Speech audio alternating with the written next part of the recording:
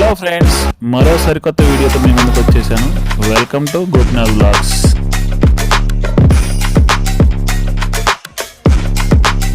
ఈరోజు వీడియో ఏంటో చూసేద్దామా? పదండి. ఈరోజు మీ ముందుకి ఒక ఫుడ్ వ్లాగ్తో అయితే వచ్చాను, చూద్దాం పదండి. ఇండియా నుండి హైదరాబాద్ వెళ్ళే దారిలో అనాసాగరం దాటిన తర్వాత కింగ్ డాబా అయితే ఉంది.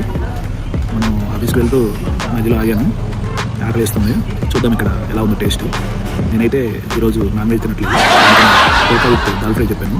ఇది కొత్తగా పెట్టారు ఇక్కడ అనాసాగరం ఊరు బయట. చూద్దాం ఎలా ఉందో టేస్ట్ చేసి చెప్దాం. వచ్చి కూర్చోగానే లెమన్ అండ్ ఆనియన్ తీసుకొచ్చారు, టిష్యూ పేపర్, అలాగే ఖాళీ ప్లేట్ అయితే ఇచ్చారు. ఫుడ్ కోసం అయితే వెయిట్ చేస్తున్నాను. ఇక్కడ అంబిషన్ అంతా బాగుంది, చాలా చాలా చక్కగా చేశారు డాబాని. డాబా అంటేనే ఒక మాస్ లుక్ ఉంటుంది. సరదాగా మంచాలు, అక్కడ కూర్చొని తింటాం, చాలా బాగుంటుంది. నేనే ఫస్ట్ వచ్చినట్టున్నా. నేను చెప్పిన ఫుడ్ అయితే వచ్చేసింది.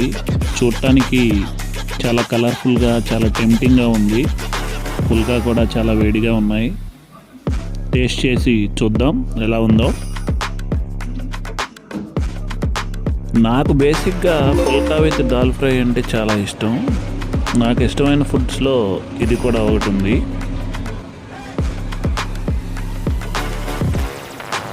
పుల్కా చాలా సాఫ్ట్గా, నీట్గా ఉంటుంది. మరి ఇక్కడైతే చాలా గట్టిగా ఉంది, మందంగా ఉంది.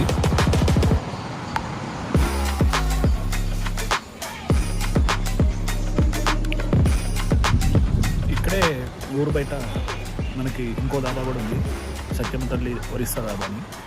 అక్కడికి ఇక్కడికి టేస్ట్ పోల్చుకుంటే అక్కడే చాలా బాగుంది.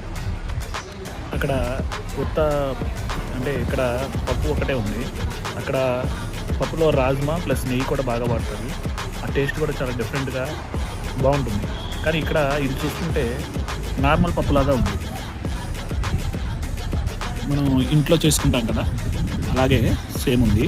అక్కడికి ఇక్కడికి నాకైతే టేస్ట్ పరంగా చూసుకుంటే అక్కడే చాలా బాగుంది. దీంట్లో నెయ్యి కూడా ఏమీ వాడలేదు వీళ్ళు. నాకు ఇంట్లో నార్మల్గా మనం చేసుకునే పప్పుతో తిన్నట్లుగానే ఉంది, డిఫరెంట్గా అయితే ఏమీ లేదు.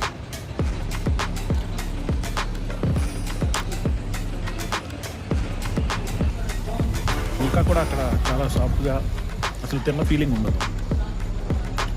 ఇక్కడ పుల్కా కొంచెం గట్టిగా ఉంది.